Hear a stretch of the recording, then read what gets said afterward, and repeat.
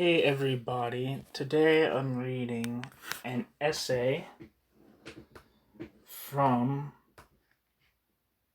a edited volume called Outlines of a Critique of Technology. It's edited by Phil Slater.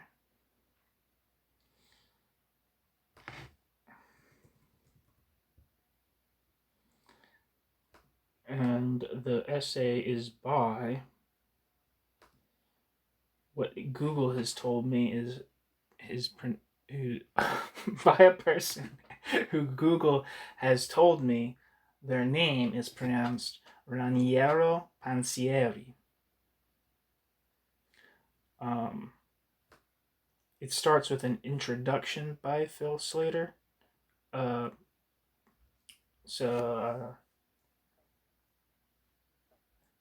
Here we go. Introduction to Panzieri. It is well known that for Marx, capitalism revolutionizes both, quote, the groupings into which society is divided, end quote, and, quote, the technical processes of labor, end quote. What is less well known is that Marx theorizes the unity of these two moments, social groupings and technical processes, as constituting, quote, a specifically capitalist mode of production, end quote.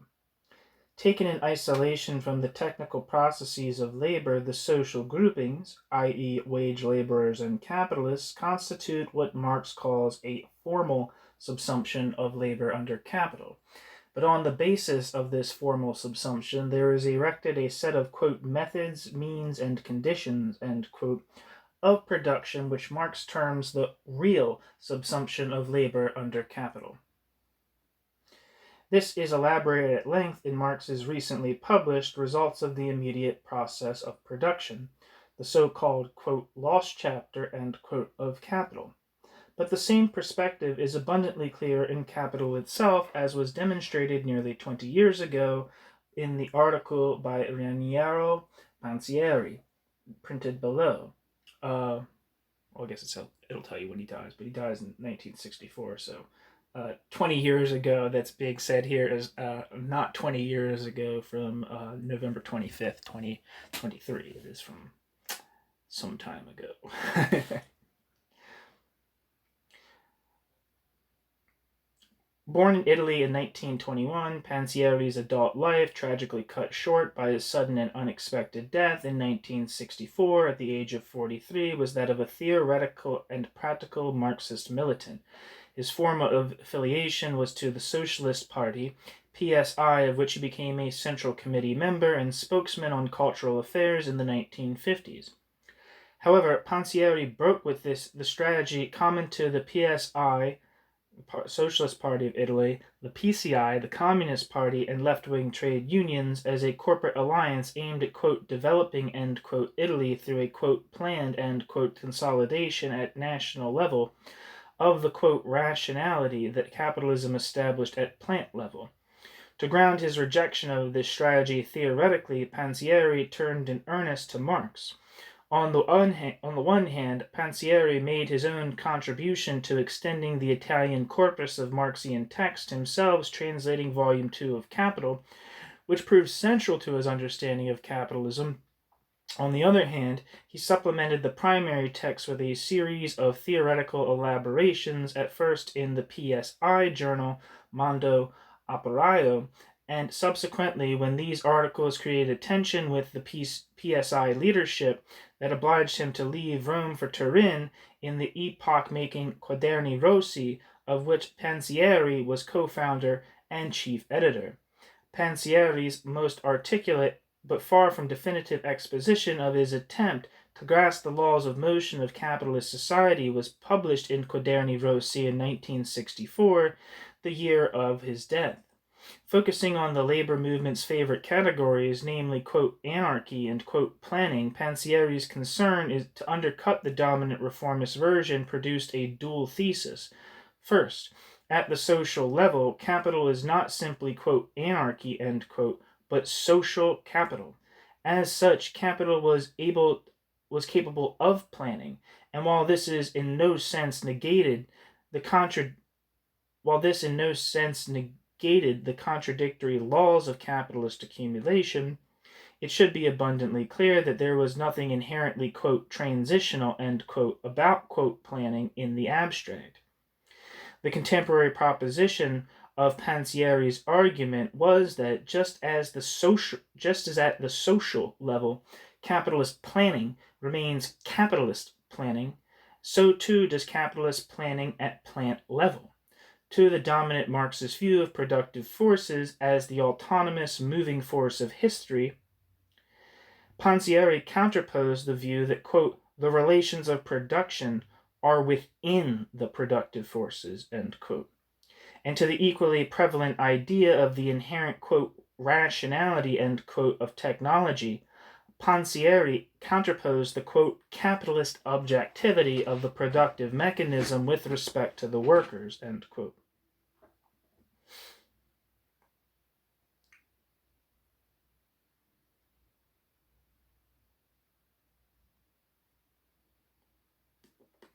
One second.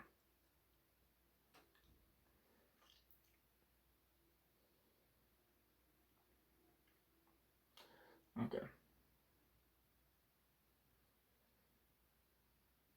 Fortunately, the article in question has been available in English for some time now, so there is no need for further details. However, the reader may well find the discussion of technology too condensed. That is because Panzieri had already, in the very first issue of Quaderni Rossi, published in 1961, devoted an entire article to this question. It is this article which is printed below. Its significance in the present context is threefold. First, it establishes the basis on which machinery is theorized in Capital, the book. Second, it contrasts the latter with the orthodox Marxist perspective that Panzieri labels, quote, objectivism, end quote, his term for, quote, technicism, end quote. And third, it specifies the political dimension to the problem in terms of class consciousness, strategy, and revolutionary transition. In the 2 decades since the article first appeared, Panzieri's pioneering work has been developed considerably, largely by others due to his early death. First in line came Mario Tronti, whose involvement with Quaderni Rossi led to the single most important book of the revolutionary Italian left of the 1960s, Workers and Capital.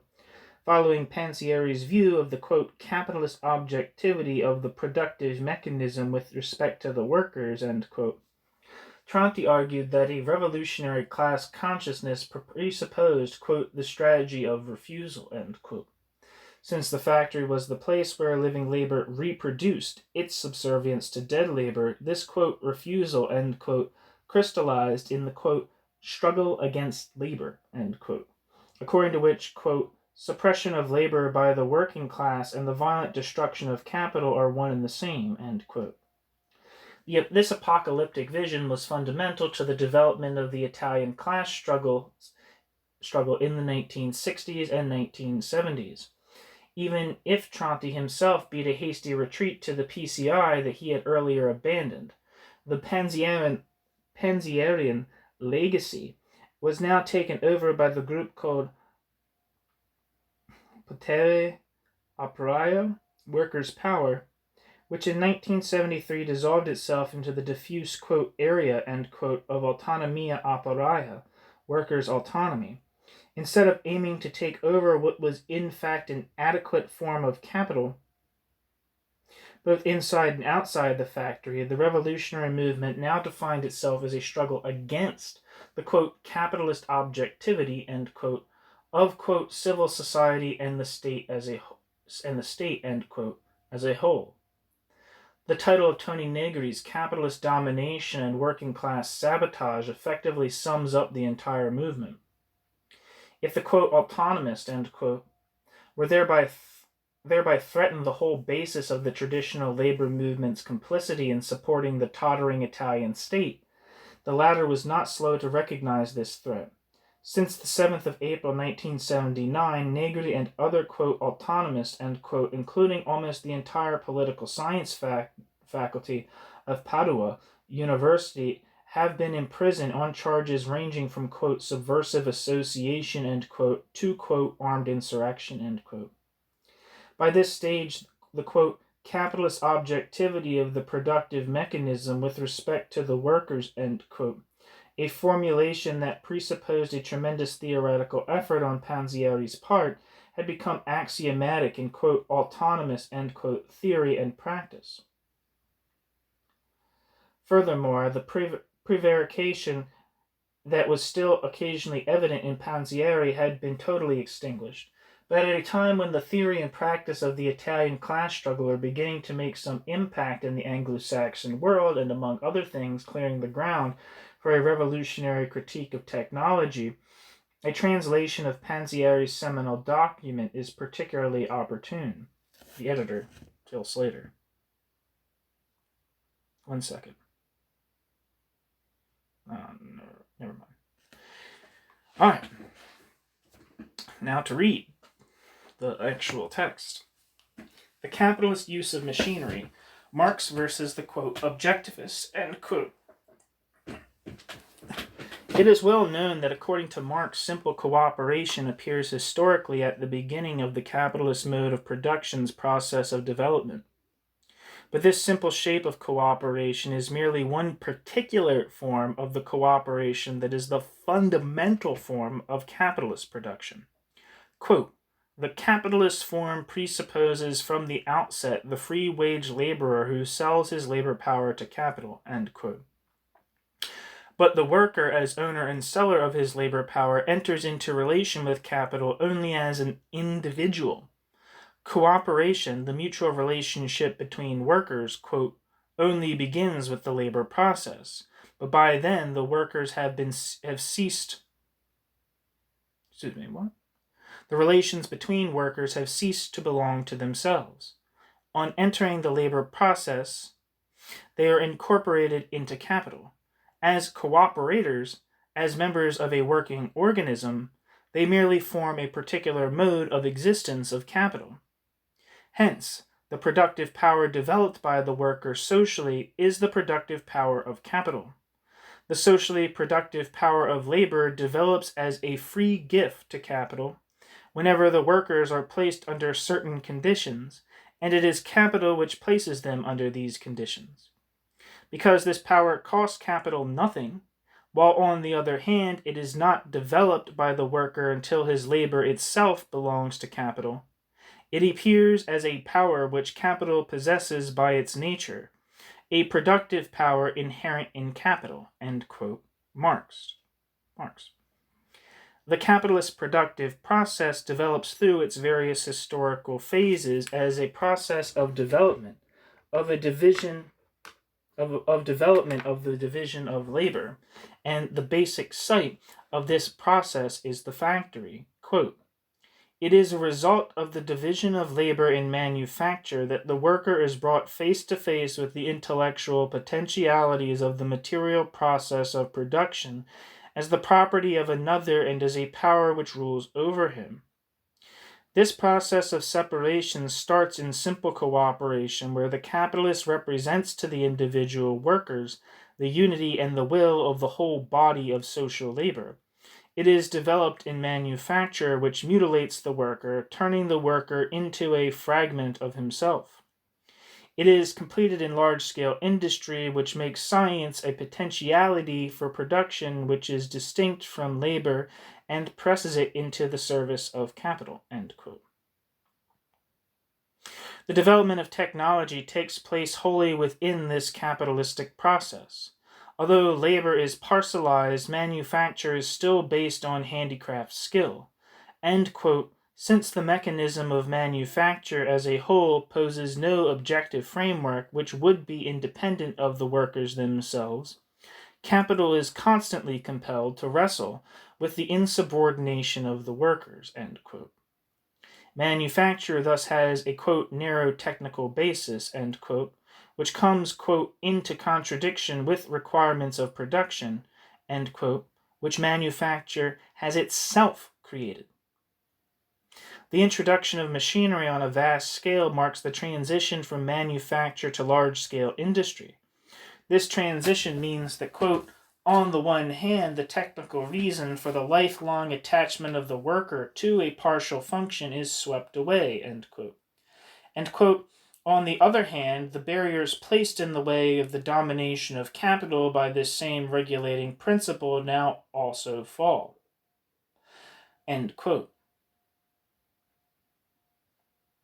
The technology incorporated in the capitalist system at once destroys the old system of division of labor and consolidates the old system of the division of labor systematically, quote, in a more hideous form, end quote, as a means of exploiting labor power.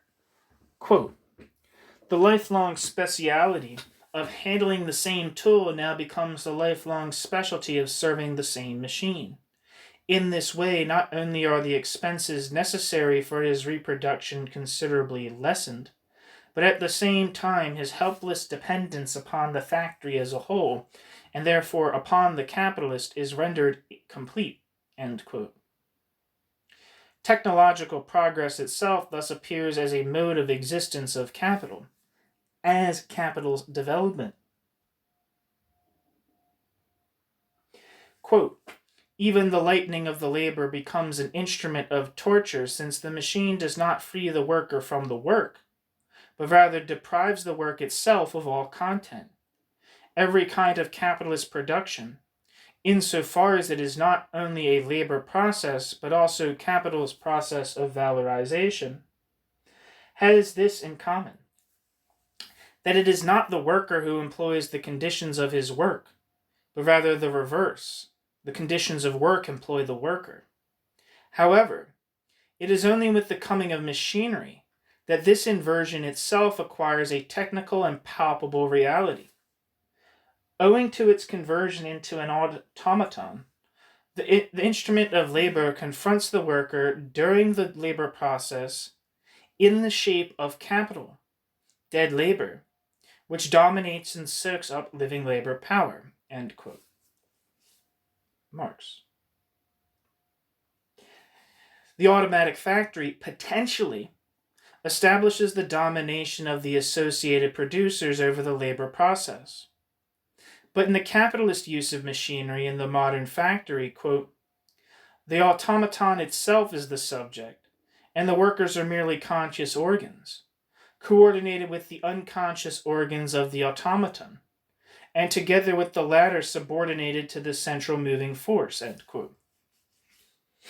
It can thus be concluded, among other things, first, that the capitalist use of machinery, I don't know if I said end quote to the last sentence, together with the latter subordinated to the central moving force, end quote. It can thus be concluded, among other things, first, that the capitalist use of machinery is not, so to speak, a mere distortion of or deviation from some, quote, objective, end quote, development that is in itself rational, but that capital has determined technological development. Second, that, quote, the science, the gigantic natural forces, and the mass of social labor, end quote, are, quote, embodied in the system of machinery, which, together with those three forces, constitute the power of the, quote, master, end quote, end quote. Hence, vis-a-vis the, quote, voided, end quote, individual worker, technological development presents itself as a development of capitalism, as capital. And, quote, because it is capital, the automatic mechanism is endowed, in the person of the capitalist, with consciousness and a will, end quote. In the master's mind, quote, the machinery and his monopoly of it are inseparably united, end quote. The process of industrialization, as it achieves more and more advanced levels of technological progress, coincides with the continual growth of the capitalist's authority. As the means of production, counterposed to the worker, grow in volume, the necessity grows for the capitalist to exercise an absolute control. The capitalist plan is the ideal shape in which the, quote, interconnection between their various labors, end quote, confronts the wage laborers, while it presents itself, quote, in practice as his authority, as the powerful will of a being outside them, end quote. Hence, the development of capitalist planning is something closely related to that of the capitalist use of machines. To the development of cooperation, of the social labor process, there corresponds, under capitalist management, the development of the plan as despotism.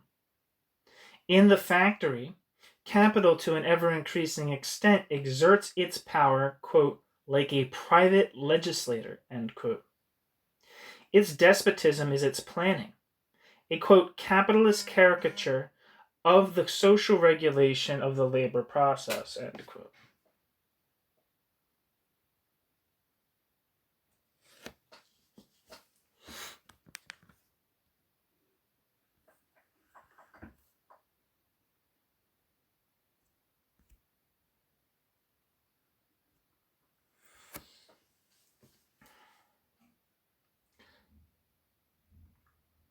Technical and organizational transformations of capitalism and objectivist interpretations thereof.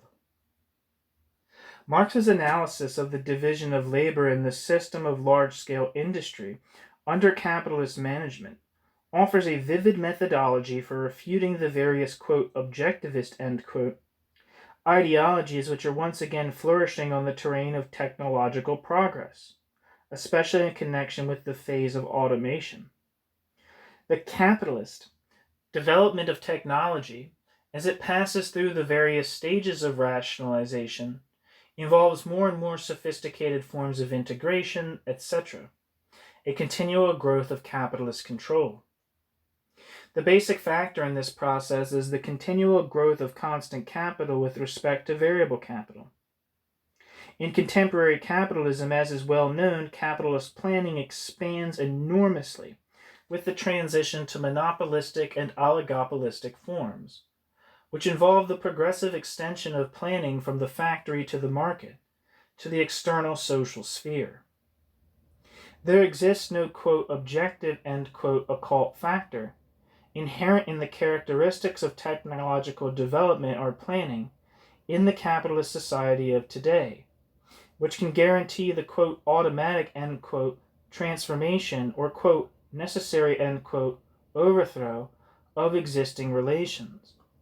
The new, quote, technical bases, end quote, progressively attained in production provide capitalism with new possibilities for the consolidation of its power. This does not mean, of course, that the possibilities for overthrowing the system do not increase at the same time. But these possibilities coincide with the wholly subversive character which working class, quote, insubordination, end quote, tends to assume in face of the increasingly independent, quote, objective framework, end quote, of the capitalist mechanism. Obviously, therefore, the most interesting aspects of the, quote, objectivist, end quote, economistic, end quote, ideologies have to do with the problems of technological development and factory organization. We are, of course, not referring here to late capitalist, neo-capitalistische ideologies, but to positions expressed within the working class movement and its theoretical problematic. In opposition to the old ideological crystallizations in trade union action, the process of renewal of the class trade union in recent years has above all been based on a recognition of the, quote, new realities, end quote, of contemporary capitalism. But the attention that has correctly been paid to the modifications accompanying the present technological and economic phase is, in a whole series of positions and studies, distorted into a representation of those modifications in a, quote, pure, end quote, idealized form, stripped of all concrete connection with the general and determining power elements of capitalist organization. Rationalization, with its extreme parcelization of labor, rationalization's, quote, voiding, end quote, of the workers' labor, is seen as a passing phase, a, quote, painful, end quote, but necessary transition to the stage which, quote, puts parcelized labors together again in a unitary sense, end quote. It is ambiguously recognized that the declining use of living labor in production and the corresponding growth of constant capital, which is a means of production in the form of capital, are pushing in the direction of an uninterrupted continuity of the cycle, while, quote, the bonds of internal and external interdependence increase, just as within a productive unit, the individual job and the individual worker can only be seen as part of an organically integrated whole. So too, on the outside, each individual productive unit and its behavior have stronger bonds of interdependence with the whole economic order, end quote.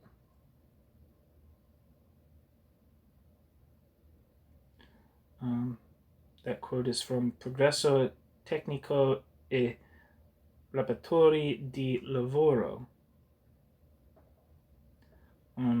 There's a footnote here that I need to read. It is useful in our view to cite the initial documents of the trade union, quote, turn, end quote, since it is on the basis of these that the debate continues to develop.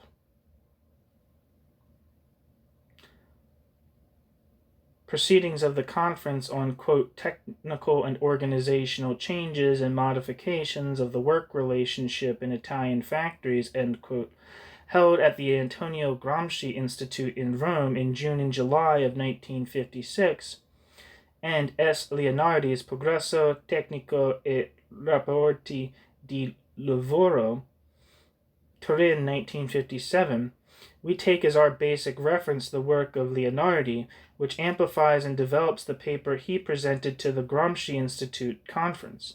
For the most recent developments of the discussion, see the papers and contributions at the recent Congress, quote, on technological progress and Italian society, end quote, referred to below. See too Dino De Palma's survey in the present issue of Quaderni Rossi. In these notes, we are omitting any reference to the vast literature on the themes in question, whether late capitalist or Marxist in inspiration, and intend to allude only to the debate in progress in our trade union movement. End footnote. New characteristic features assumed by capitalist organization are thus mistaken for stages of development of an objective, quote, rationality, end quote. Hence, for instance, the positive, quote, rational function of methods time measurement is stressed, in that, quote, by studying times, the technician is obliged to study methods, end quote. Again, it is quite forgotten that in the great modern firm, quote, with planned production achieved through continuous flow, end quote, quote, the non-correspondence of a worker or group of workers with what is asked of them on the basis of the forecast made in the firm's production plan, end quote, has enormous disruptive potential.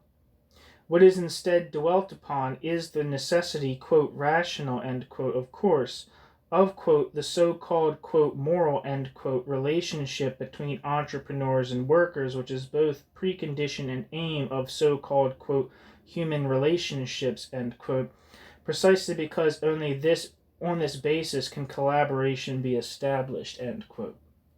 Thus, quote, integrated production must be matched by an integration of the worker within the firm, and this integration must be voluntary, since no constriction or discipline can obtain of men the surrender of their freedom, for example, to produce a little less one day and a little more another day, end quote, etc., etc. Thus, quote, the reason why this, bracket, quote, human relationships, end quote, Raniero Panzieri, end bracket.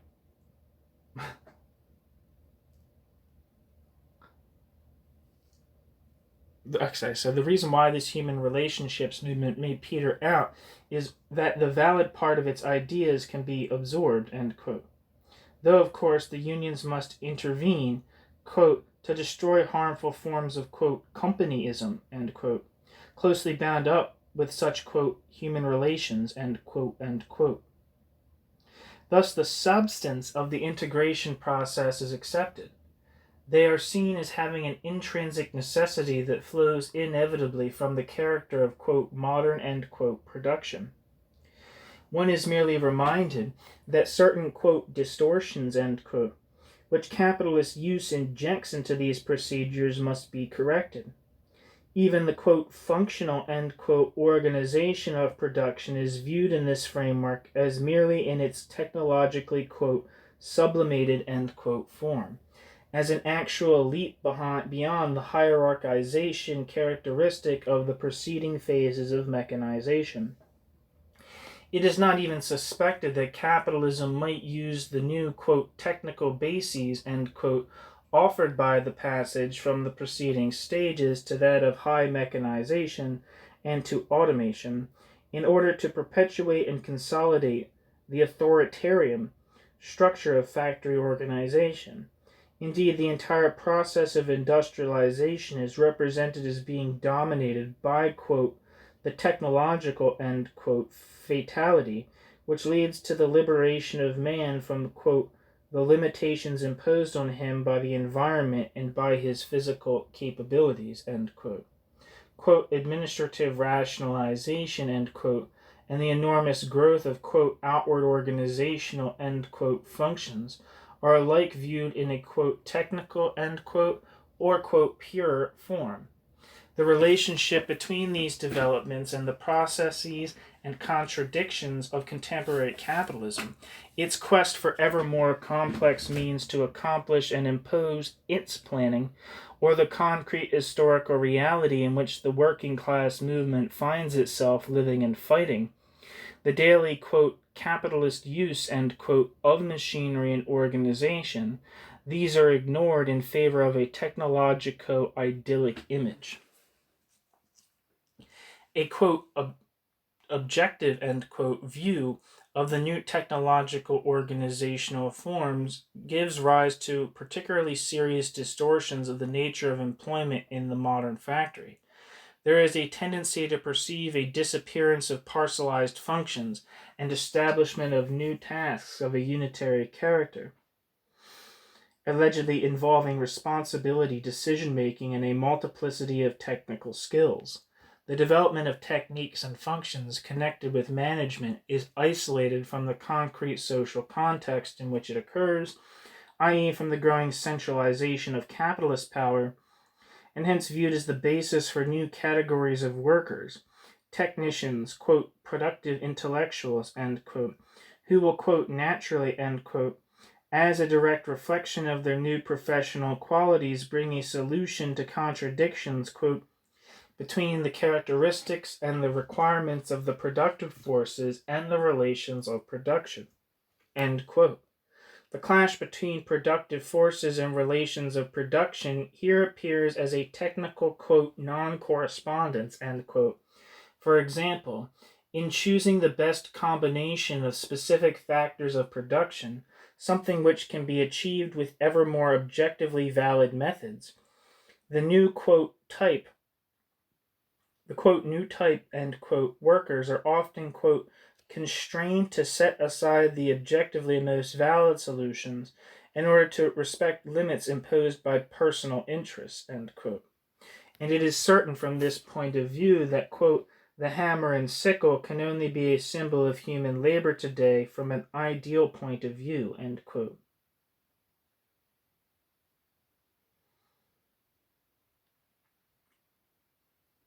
All this, of course,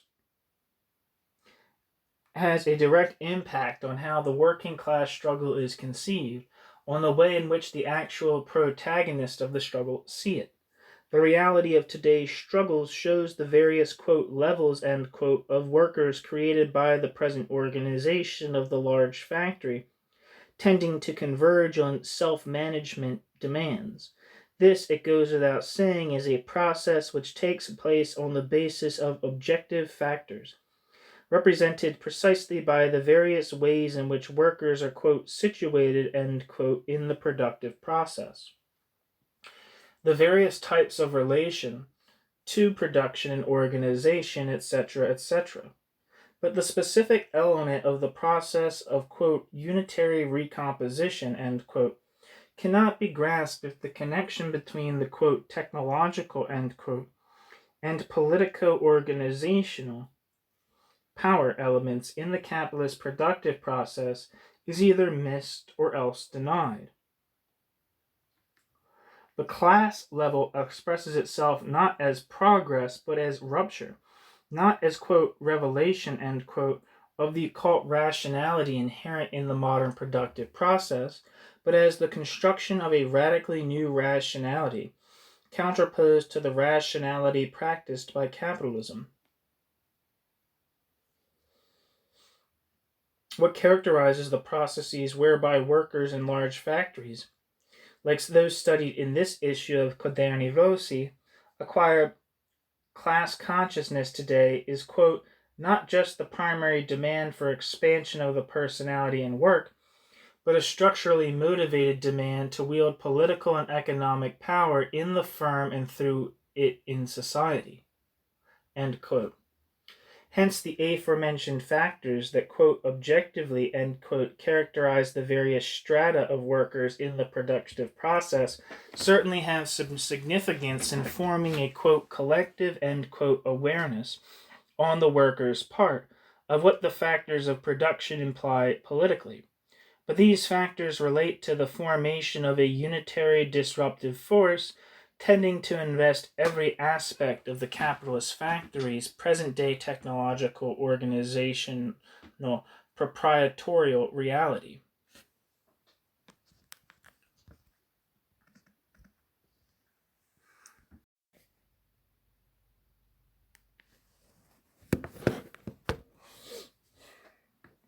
Integration and equilibrium of the system. It is obvious that simply to ratify rationalization processes, taken as the totality of productive techniques evolved within the framework of capitalism, is to forget that it is precisely capitalist, quote, despotism, end quote, which takes the form of technological rationality. In capitalist usage, not just machines, but also, quote, methods, end quote, organizational techniques, etc., are incorporated into capital and confront the workers as capital, as an extraneous, quote, rationality, end quote. Capitalist, quote, planning, end quote, presupposes the planning of living labor, and the more it strives to present itself as a closed and perfectly rational system of rules, the more it is abstract and partial and ready to be utilized solely in a hierarchical type of organization. Not, quote, rationality, but control. Not technical programming, but a plan for power of the associated producers, can ensure an adequate relation to the global techno-economic processes. In fact, in the framework of a, quote, technical, end quote, pseudoscientific study of the new problems and contradictions which arise in the present-day capitalist firm, it is possible to find ever more, quote, advanced, end quote, solutions to the new instabilities without touching the substance of alienation. Indeed, while guaranteeing maintenance of the system's stability.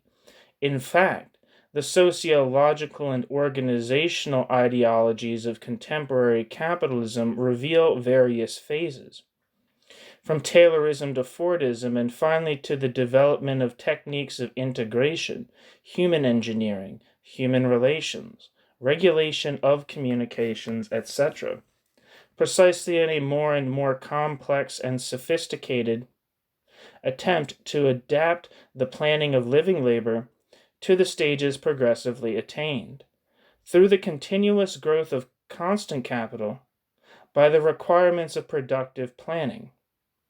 In this context, it is evident that techniques of, quote, information, end quote,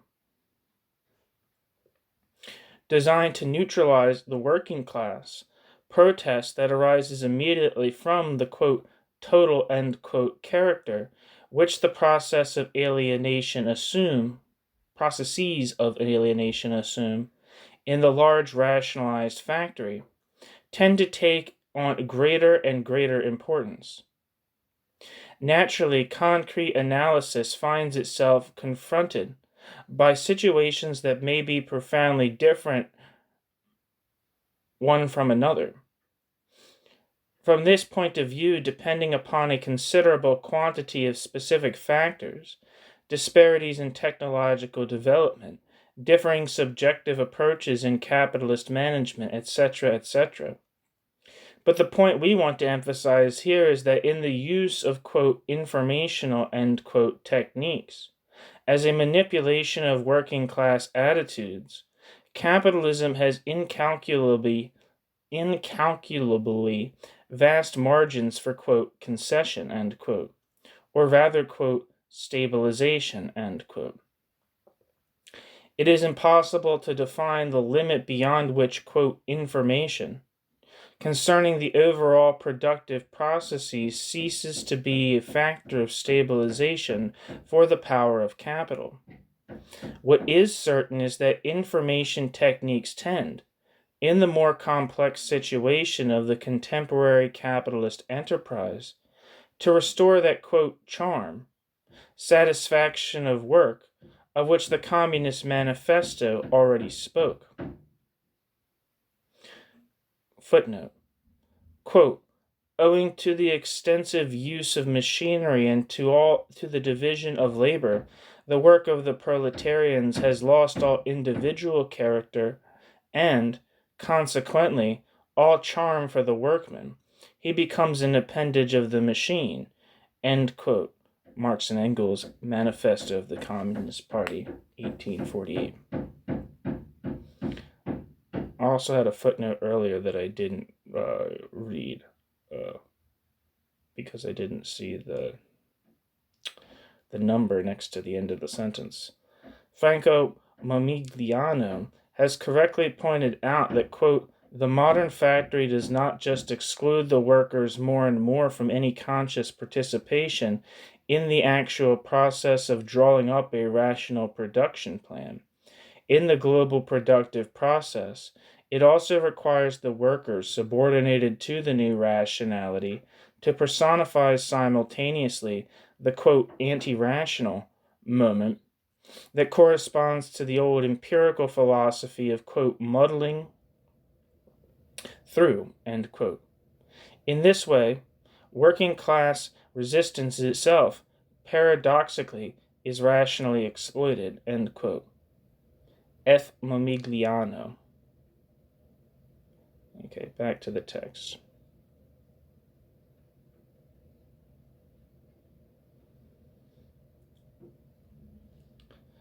The extension of information techniques and their field of application, like the extension of the sphere of technical decisions, fits perfectly into the capitalist, quote, caricature of a social regulation of production.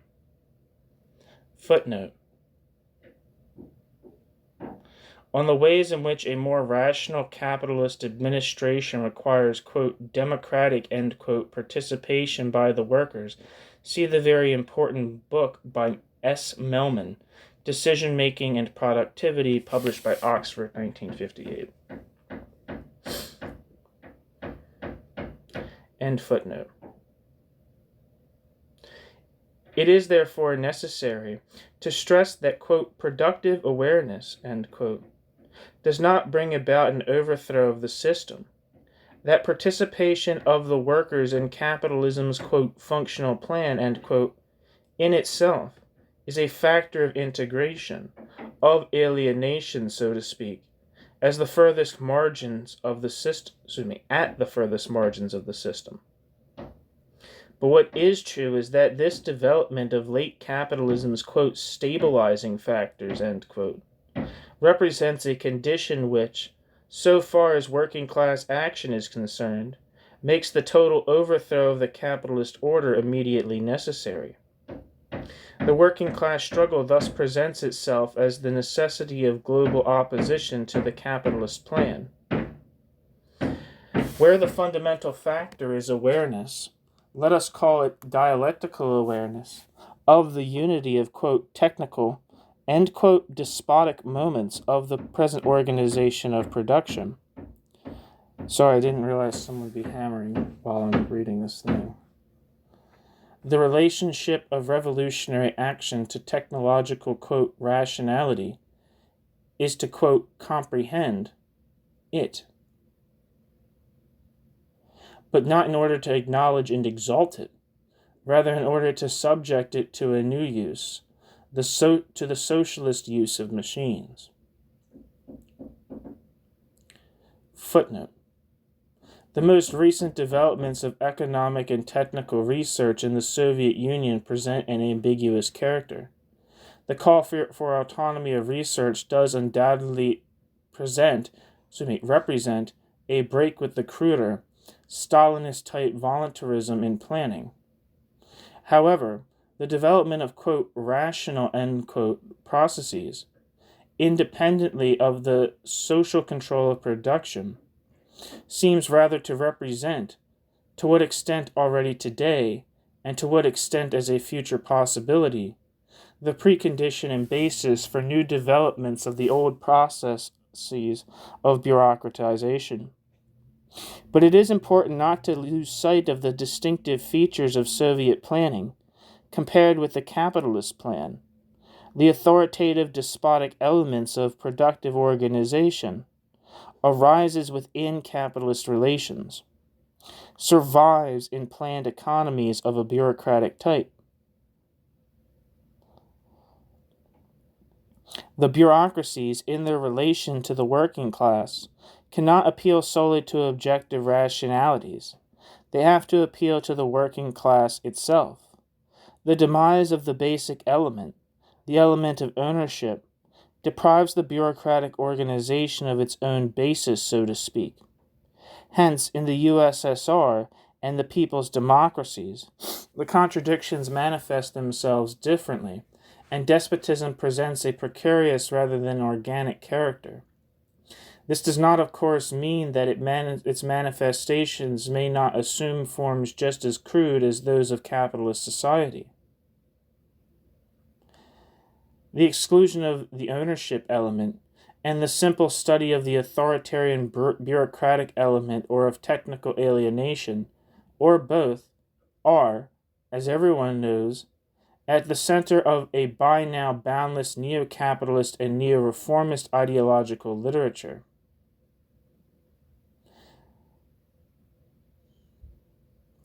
One of our Quaderni Rossi will be devoted to the analysis of these ideologies. End footnote. Wages and political enslavement. With the modern organization of production, quote, in theory, end quote, the possibilities for the working class to control and direct production increase. But, quote, in practice, end quote, through the ever more rigid centralization of power decisions, alienation is intensified. Consequently, the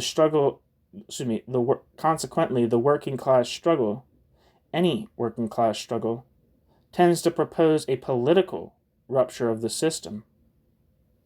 And the agent of this rupture is not the conflict between the, quote, rational demands implicit in the new techniques and the capitalist utilization of them, but the opposition of a working class collectivity which calls for productive processes to be subordinated to social forces. There is no continuity to be asserted across the revolutionary leap in the order of techno-economic development. Working class action calls into question the very foundations of the system and all its repercussions and aspects at every level. Obviously, technological progress is deeply ingrained in the capitalist process. Engels spoke of, quote, discoveries and inventions which supersede each other at an ever-increasing rate, end quote, and of a, quote, productivity of human labor which rises day by day to an extent previously unheard of, end quote. Engels, Introduction to Marx's Wage, Labor, and Capital. But what Engels deduced from this process, quote, the division of society into a small, excessively rich class and a large, propertyless class of wage workers, end quote, Marx foresaw an increase not just of the nominal, but also of the real wage. Quote, if the income of the worker increases with the rapid growth of capital, the social gulf that separates the worker from the capitalist increases at the same time, and the power of capital over labor, the dependence of labor on capital, likewise increases at the same rate, end quote. Marx. Hence, the more the growth of capital is rapid, the more the material situation of the working class improves, and the more the wage is linked to the growth of capital, the more direct becomes labor's dependence upon capital.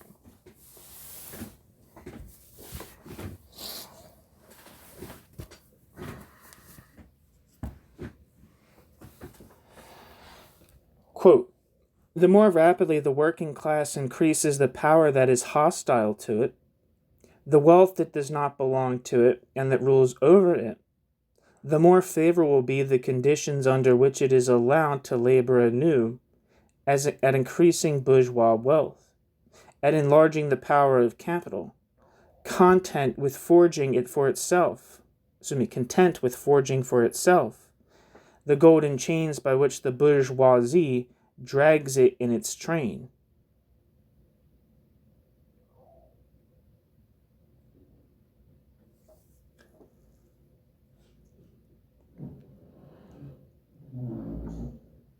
Marx, Wage, Labor, and Capital.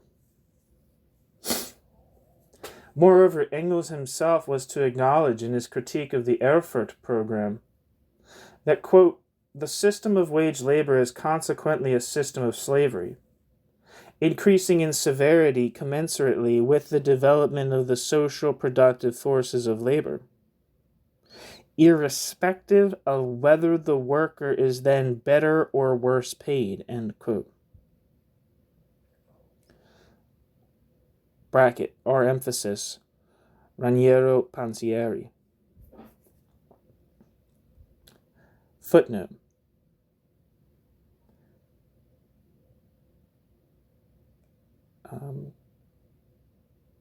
The Engels text referred to is a critique of the draft Social Democratic Program of 1891 to be found in the Marx-Engels Selected Works, Volume 3, Moscow, 1977. However, the passage Panzieri quotes is not in fact by Engels, but is taken from Marx's critique of the Gotha program. See Marx, the First International, and afterwards. That's from the translator.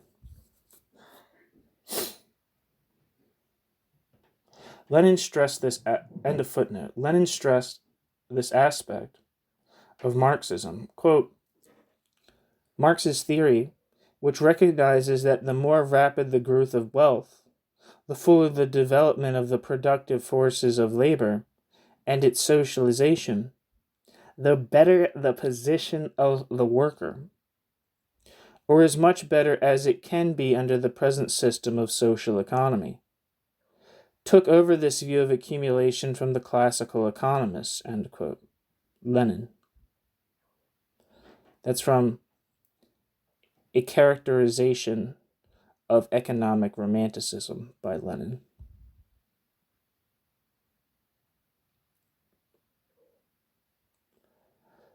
The progressive widening of the social gulf between workers and capitalists was also expressed by Marx in the form of the declining relative wage.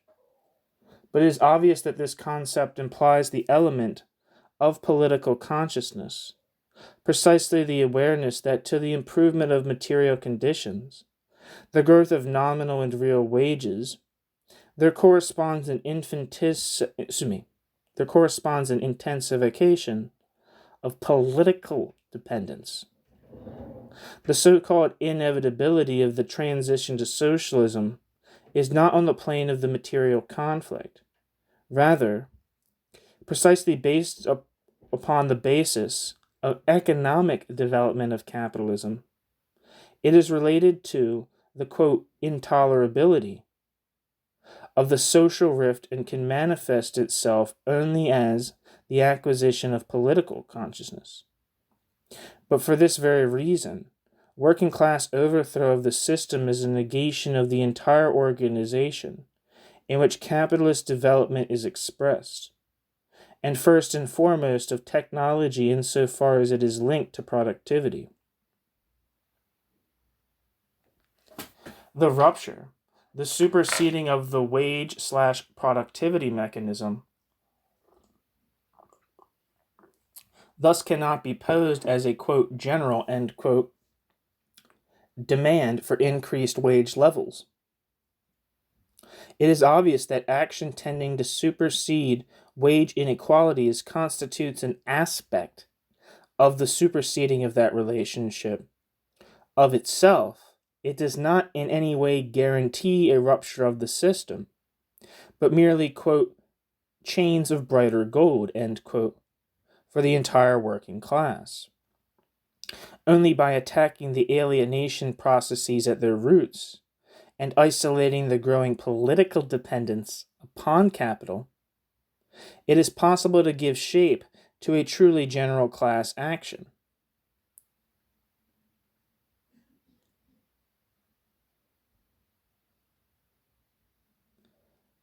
Footnote: see the current debate in Politica ed Economia with articles by Garavini, Tato, Napoleone. I don't know who Garavini or Tato is, but I'm assuming that Napoleone is referring to Claudio Napoleone, whose book on Marx I believe I did read, but Napoleone is an Italian economist that was an important influence on Riccardo Bellofiori.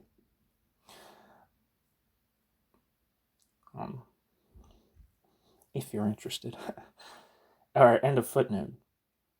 In other words, the subversive strength of the working class, its revolutionary capacity, appears potentially strongest precisely at capitalism's, quote, development points, where the crushing preponderance of constant capital over living labor, together with the rationality embodied in the former, immediately faces the working class with the question of its political enslavement. Moreover, the growing dependence of the overall, quote, external, end quote, social processes upon the capitalist plan, as this first manifests itself at the enterprise level, is, so to speak, in the elementary logic of capitalist development. It is well known that Marx more than once emphasized such an ever-widening proliferation of the roots of capitalist power. Ultimately, the division of labor in the factory tends to coincide with the social division of labor, which of course should not be viewed in a crudely economistic manner. Consumption and free time. Quote, objectivism accepts capitalist, quote, rationality at enterprise level and downplays the struggle within structures and development points, but it tends to stress the value of action in the external sphere of wages and consumption. The consequence of this, with the quest for a, quote, dialectic, end quote, at a higher level, within the framework of the system, between capital and labor, are an overrating of action at the state level, a distinction/separation between the trade union and political movements, etc., etc. Thus, even in the most serious and, quote, up-to-date, end quote, discussion, which in Italy today takes place above all within the ambit of the class trade unions, one ends up finding a simple confirmation, in more critical and modern forms, of the old, quote, democratic, end quote, conception of the working class struggle. All the toil of research, all the adapting of trade union action to the modes of development of capitalism risk debauching into a mere ratification of old positions, enriched by a new content, but in a mystified form. In this way, quote, the autonomous action of the broad masses comes to be defined only in the wake of decisions by the bosses, never in advance of them, end quote. While the processes intrinsic to capitalist accumulation become ever more globally determinate, both, quote, internally, end quote, externally, end quote, at the level of the firm and at the level of society in general, the various positions which are springing up anew from the Keynesian matrix, even within the working class movement, represent genuine ideologies, a reflection of late capitalist developments. There's a footnote that I missed.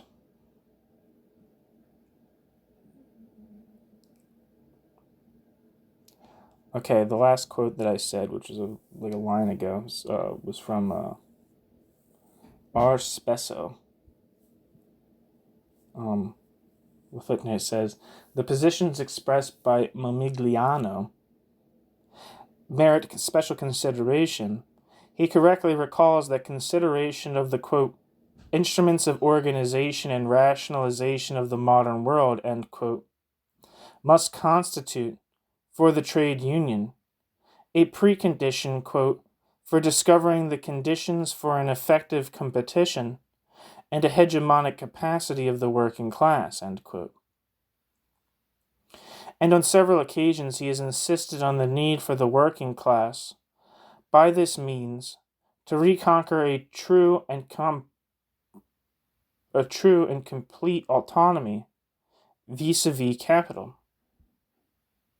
But it is hard to understand how he can reconcile these theses and demands with his ratification of the, quote, specific institutional terrain, end quote, of the trade union, which leads him to refuse to recognize that trade union action itself has the character of an increasing disruptive tension with respect to the system.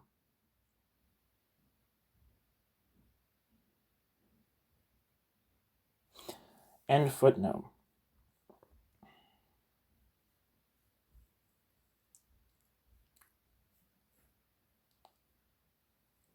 Marx's warning is still, indeed, more than ever valid against them. Quote, the sphere of circulation, or commodity exchanged within whose boundaries, the sale and purchase of labor power goes on, is in fact a very Eden of the innate rights of man, end quote. Marx, Capital, Volume 1.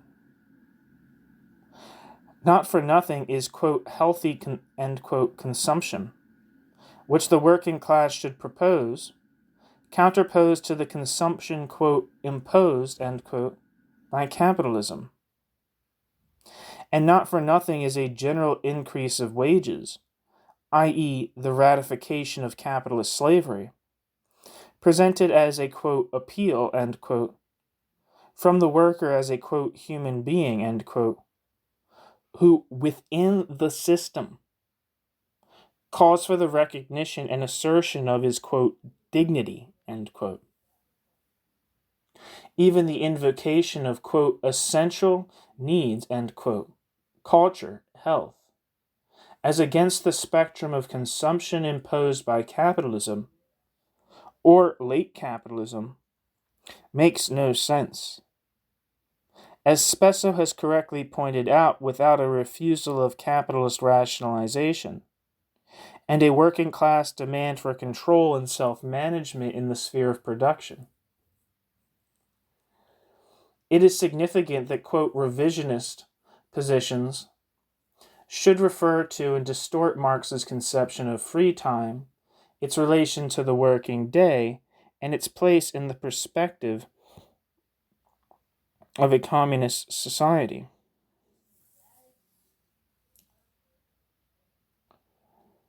There's some footnotes here. The growing immediate social incidence of the sphere of production is, of course, stressed in all Marxist research. Like other authors, Paul Sweezy gave a demonstration of this that is still in many ways valid today. See Sweezy's The Theory of Capitalist Development. Sweezy recalls the following passage from Rosa Luxemburg's Reformer Revolution. Quote, social control, end quote, far from being a reduction of capitalist ownership, is on the contrary a protection of such ownership. Or expressed from the economic viewpoint, it is not a threat to capitalist production, but simply the regulation of this exploitation, end quote. For the English laws on the limitation of working hours, see Capital Volume 1. Next footnote. Quote, to wish for increased cultural consumption has no sense if one cannot consider it feasible for the individual to utilize this culture precisely in his creative activity. In other words, par excellence in the labor process. An individual's consumption is itself wholly conditioned by his position in productive activity. His, quote, essential needs, culture, health, arise, become defined, are asserted in the refusal of, quote, work rules, end quote. In the acquisition of a working class consciousness of the meaning and role of work, end quote. I don't know who the quote is from, but it says Panzieri says, the representation of alienation under late capitalism as alienation of the consumer is at once one of the most ridiculous and one of the most widespread present-day ideologies.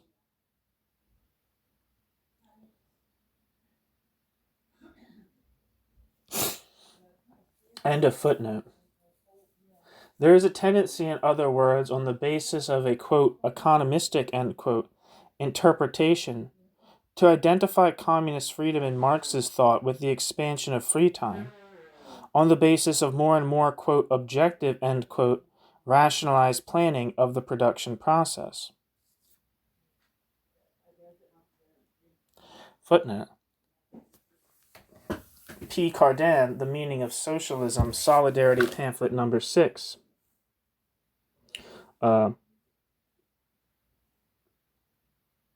This is, Paul Cardan being Cornelius Castoriadis's pen name in Socialisme ou Barbarie, in the Socialisme ou Barbarie period of his intellectual life.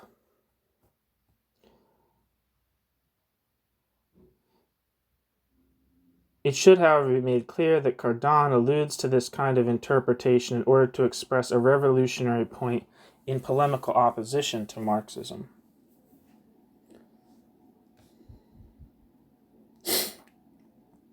End footnote.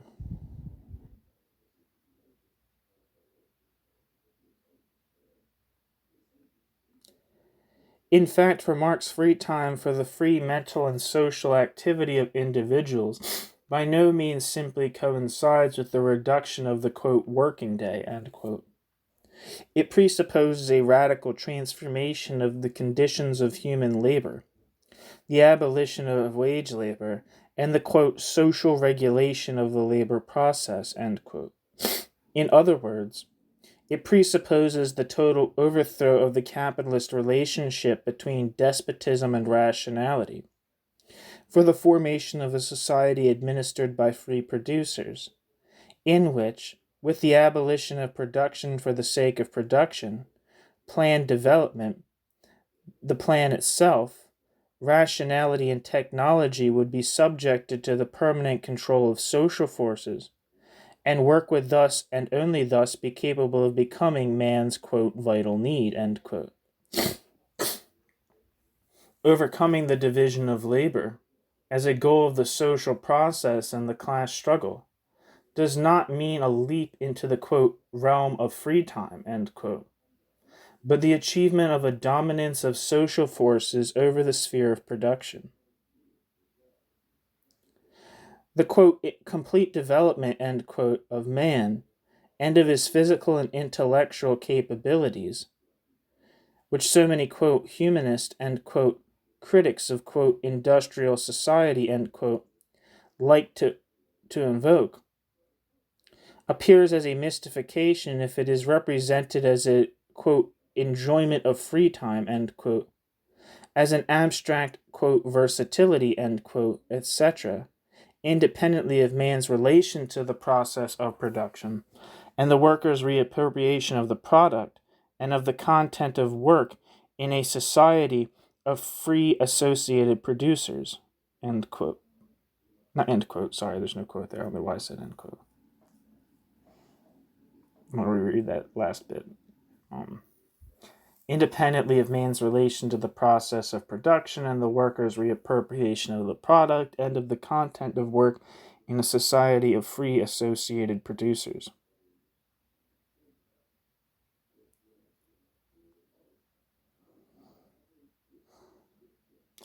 Footnote. The representation of communist society as a society of abundance of goods, even if not purely material goods, and of, quote, free time, end quote, is widespread in Soviet ideology, and is obviously the result of denying any effective social regulation of the labor process.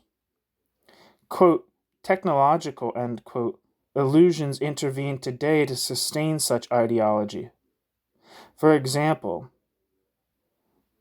in R. Strumlin's On the Road to Communism, published in Moscow in 1959, quote, directing functions in the process of production, end quote, are identified with, quote, technical, end quote, control, with the, quote, higher intellectual content, end quote, of work made possible by the, quote, development of technology with its miraculous automatic mechanisms and electronic machines that, quote, think, end quote, end quote. Thus, automation will make it possible to achieve a really, quote, affluent, end quote, society of consumers of, quote, free time, end quote. As an example of a typical deformation of Marx's text on this point, see G. Friedman, Industrial Society, New York, 1955, where the worker's reappropriation of the product and the content of work itself is identified with, quote, psychic physiological control of work, end quote.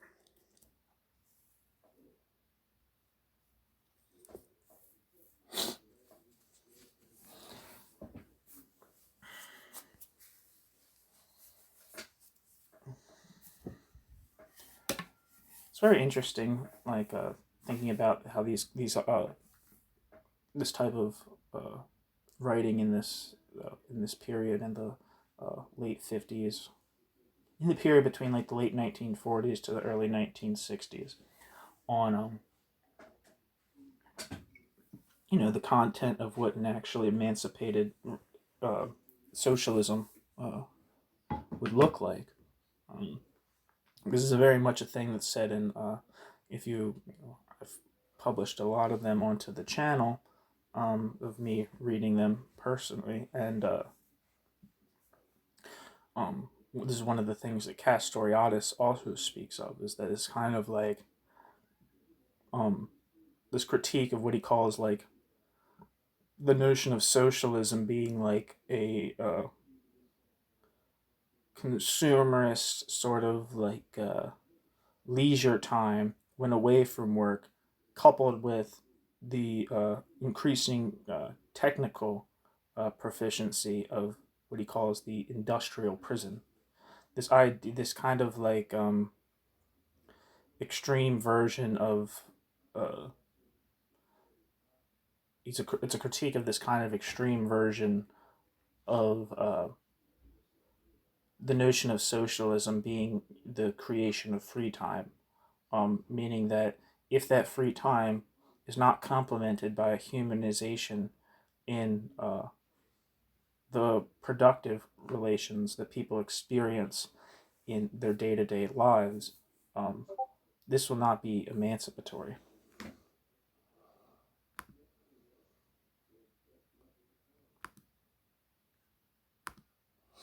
Okay. Just a little side thought. Workers' control in a revolutionary perspective. The quote new working class demands which characterize trade union struggles, studied in the present issue of Quaderni Rossi, do not directly furnish a revolutionary political content, nor do they imply an automatic development in that direction. Nevertheless, their significance cannot be limited either to their value as, quote, an adaptation, end quote, to modern technological and organizational processes in the modern factory, precondition for a, quote, systematization, end quote, of work relations in general at a higher level. They contain development pointers relating to the working class struggle as a whole and to its political value. Such pointers, however, do not simply spring from noting or adding together such demands, however different and more, quote, advanced, end quote, they may seem compared with traditional objectives. Contracts governing the tempo and rhythm of work, the workforce, the relationship between wages and productivity, etc., will obviously tend to oppose capital within the accumulation mechanism itself, and at the level of its, quote, stabilizing factors, end quote. The fact that such contracts are extended pari passu with the struggle of working class nuclei in the strongest and most highly developed firms is a confirmation of their vanguard subversive nature.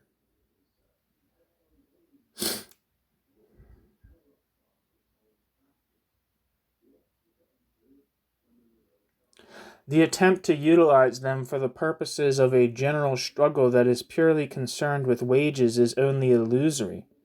To seek is only illusorily to seek a new and vaster unity of class action. On this path, what would be achieved in practice would be precisely what the aim allegedly is to avoid, i.e., a retreat to situations of enclosure within the firm, an inevitable consequence of neglecting the potential elements of political struggle. The tendential line that can be identified objectively as a valid hypothesis /guide lies in the strengthening and expansion of self-management demands.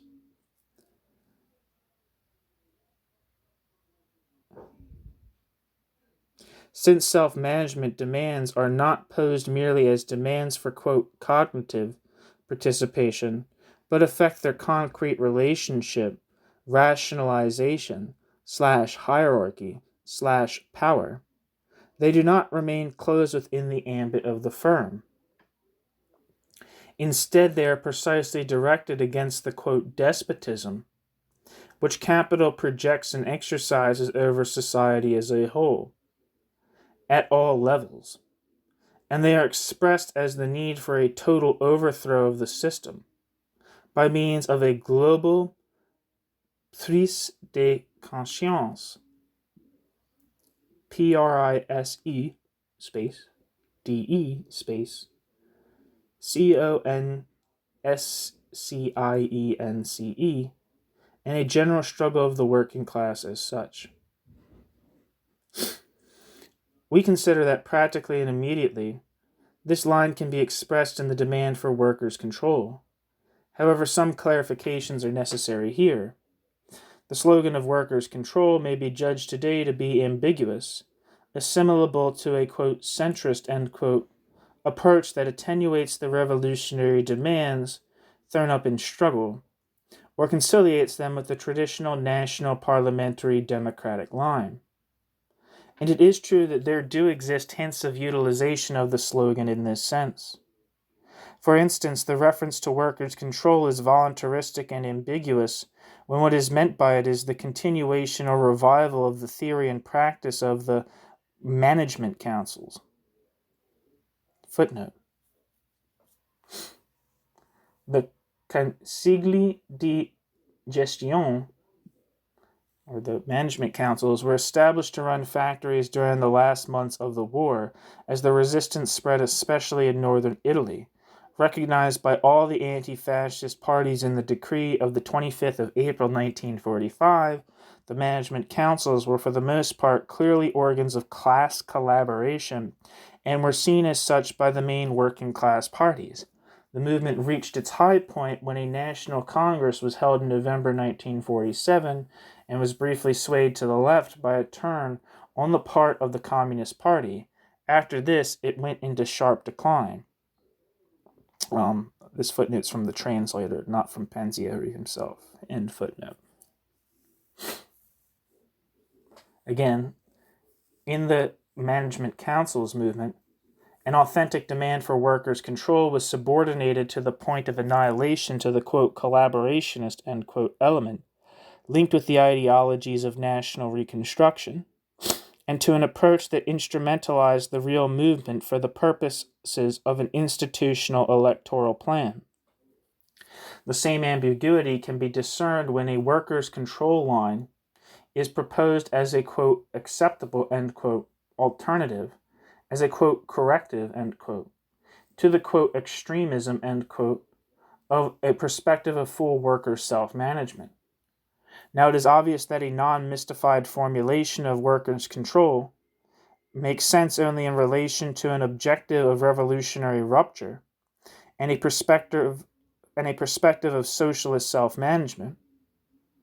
In this framework, workers' control expresses the need to bridge the chasm which exists today between even the most advanced working class demands at the trade union level and the strategic perspective.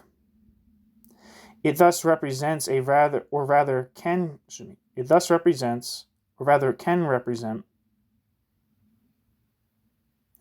in a non-mystified version, a political line that is a direct alternative to those currently being put forward by the working class parties. Alright, gotta go see what my mom wants.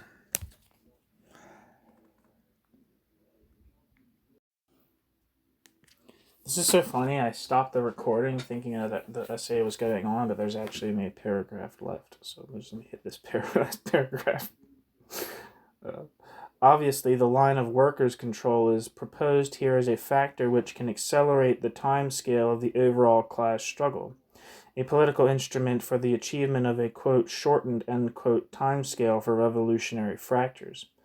Far from it being possible to present it as a, quote, surrogate, end quote, for the conquest of political power, workers' control would thus constitute a phase of maximum pressure on capitalist power as a threat explicitly directed at the roots of the system.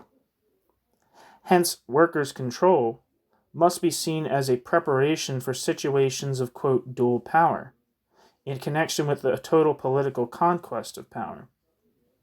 There is no point in insisting on the reasons for putting forward workers' control here and now as a general political proposal. What is really important is that a polemic against slogans should not serve as an alibi for evading the general political problems imposed by the workers' struggles, and that concretely one should strive to reconstruct, on the basis of these struggles, a new political perspective that guarantees against a, quote, trade unistic, end quote, degeneration of working class activity and its reabsorption into capitalist development. Translated by Quentin Hoare. Hoare. Thanks for listening.